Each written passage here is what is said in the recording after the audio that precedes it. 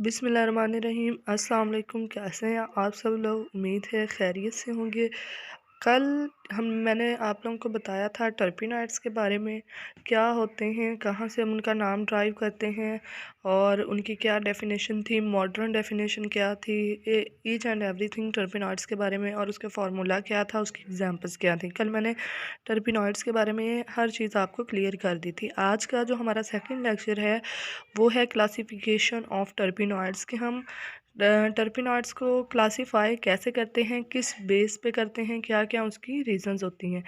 तो जो सबसे पहले हमारी है जो मेन है उसका, जैसे हमें फार्मूला उसका पता था C5H8 × 9। तो ये जो एन की जो बेस होती है, इस बेस पे हम जो है देखते हैं कि उसमें कितने जो है वो नंबर ऑफ़ कार्बन और हाइड्रोजन एटम हैं, कितने C5H8 हैं। उस बेस पे हम जो है वो इसको क्लासीफाई करते हैं। तो ये देखें कि mostly natural terpenoid hydrocarbons have the general formula C5H8 × 9। They can be classified on the basis of value, यानी कि ये इसका ये मतलब हुआ कि n की बेस पे हम इनको क्लासीफाई कर सकते हैं, और the number of carbon atom present in the structure, और जो हमारा स्ट्रक्चर है उसमें कितने कार्बन के एटम जो हैं वो प्रेजेंट हैं। Each class can be further सब डिवाइडेड, हर क्लास जो है उसको हम मज़ीद भी डिवाइड कर सकते हैं, उसके रिंग्स की बेस पे भी हम उनके डिवीजन कर सकते हैं, उसके स्ट्रक्चर में कितने रिंग्स बन रहे हैं। तो ये एक टेबल था जो है, ये मैंने लिखा था कि टेबल में जो है ना उसमें उन्होंने क्लासीफाई कर दिया था कि अगर कितने नंबर ऑफ़ कार्बन एटम हो और उसमें एन की तादाद कितनी हो, तो फिर हमारे पास कौन से टर्पिनॉइड्स होते हैं। जैसे कि अब देखें आप कि मैंने लिखा है नंबर ऑफ़ कार्बन एटम, सबसे पहला नंबर पे मैंने लिखा है 10। अगर आपके पास 10 कार्बन एटम है तो उसमें जो वैल्यू होगी एन की वो 2 होगी। यानी कि जैसे आपको फार्मूला पता है ना कि C5H8 है, तो 5 और बाहर आपके पास एन की तादाद जो है वो उन्होंने, इसका मतलब है बाहर अगर एन की तादाद हमारे पास 2 है तो फिर ही कार्बन एटम जो है वो आपके पास 10 बनेंगे। और C10H16 ये वाले जो होते हैं ये मोनोटर्पीन्स होते हैं। इसी तरह अगर कार्बन एटम की तादाद 15 हो, 15 भी आप लोगों को पता है 15 है, तो बाहर जो होगा वो 3 होगा, क्योंकि फार्मूला जो है C5 होता है, तो 3 को 5 से आप मल्टीप्लाई करें तो आपके पास 15 कार्बन एटम आ जाते हैं।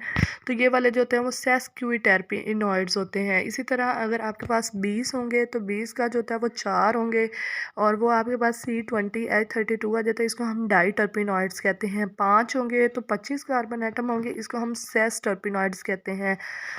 6 होंगे एन, तो इसका मतलब है कार्बन एटम्स की तादाद जो है वो आपके पास 30 होगी, इसको जो है वो हम ट्राई टर्पिनॉइड्स कहते हैं। ये फार्मूला होता है C30H48।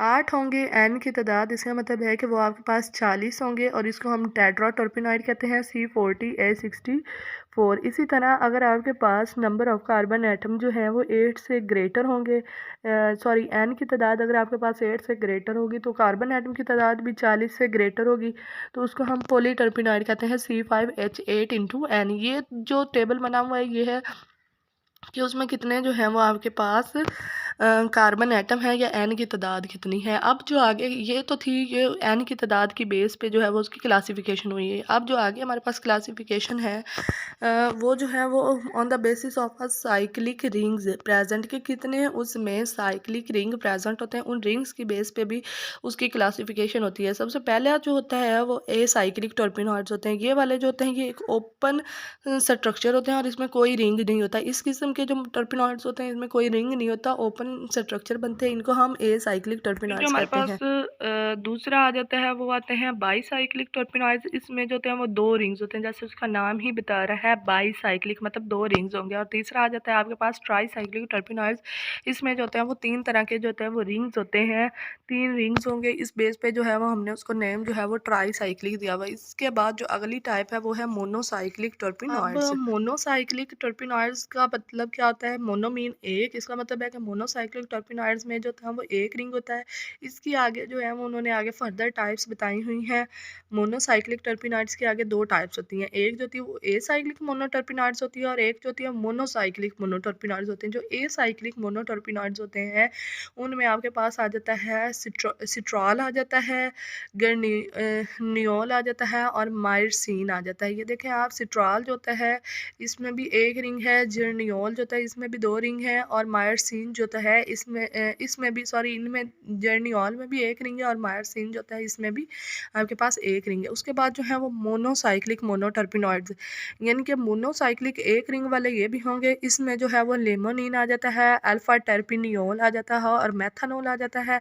लिमोनिन का आप फार्मूला देख सकते हैं कि इसमें यहाँ पर जो है वो एंड पे जो है यहाँ इस पोजीशन पर जो है वो डबल बॉन्ड है, और इसमें जो है वो OH ग्रुप लगा हुआ है, और इसमें जो है वो इस कार्बन के साथ भी OH ग्रुप लगा हुआ है। लेकिन इसमें आप अल्फा टर्पिनियोल क्यों कहते हैं? क्योंकि अल्फा पोजीशन पे इसके पास जो है वो डबल बॉन्ड लगा हुआ है, और इसको हम मेंथॉल कहते हैं। अब जो है वो आगे जैसे इस तरह से, जैसे मोनोसाइक्लिक की 2 टाइप्स थी, इसी तरह बाईसाइक्लिक की भी जो है वो आगे टाइप्स होती हैं। इसको जो है वो हम फर्दर जो है वो डिवाइड करते हैं।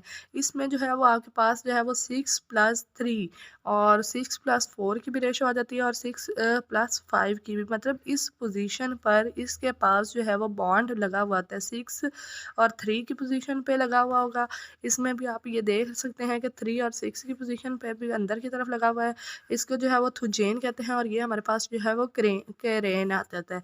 इसके बाद इसी तरह से पाइनेन है और अल्फा पाइनेन है, 6+4 की पोजीशन है, और इसमें हमारे पास जो है वो कैम्फर है, बॉर्नेन है या कैम्फेन है, और इसको हम कहते हैं नॉन बॉर्नियोन बॉर्नेन और आइसोकैम्फेन। अब हमारे पास एग्जांपल्स आ गई हैं, एग्जांपल्स ऑफ सेस्क्यू टर्पिनॉइड्स। ये जो है वो थर्ड है, जिस तरह से मोनोसाइक्लिक टर्पिनॉइड्स की थी, बाईसाइक्लिक मोनोटर्पिनॉइड्स की थी। अब हमारे पास जो है वो आ जाती हैं सेस्क्यू टर्पिनॉइड्स, जो हम लोगों ने पीछे पढ़ा था उसकी हमारे पास एग्जांपल्स आ जाती हैं। उसमें आपके पास सबसे पहले एग्जांपल है ए साइक्लिक सेस्क्यू टर्पिनॉइड्स।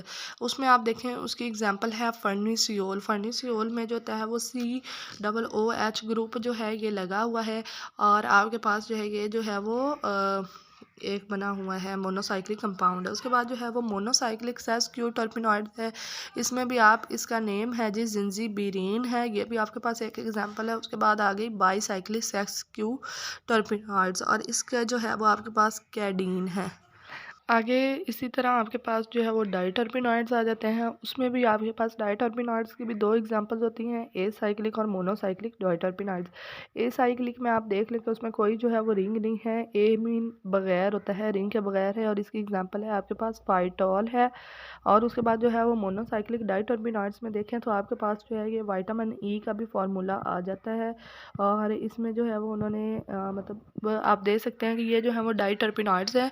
और डाइटर्पिनॉइड्स का हम लोगों ने जैसे फार्मूला पढ़ा था, डाइटर्पिनॉइड्स आपके पास जो होंगे वो होते हैं जिसमें कार्बन एटम जो है वो 10 होते हैं, तो वो आपके पास जो है वो डाइटर्पिनॉइड्स आ जाते हैं। जैसे कि जो मैंने पीछे टेबल में भी बात क्लियर कर दी थी, एक दफ़ा फिर आप लोगों को टेबल जो है उसका वो जो है ना एक आपको क्लियर कर देते हैं, ताकि आपकी जो है वो रिवीजन भी हो जाए टेबल से, और आपको याद भी हो जाए कि कितने जो हैं वो उसमें कंपाउंड्स होते हैं। Thank you so much. ये हमारा लेक्चर जो है वो कंप्लीट हुआ आज का।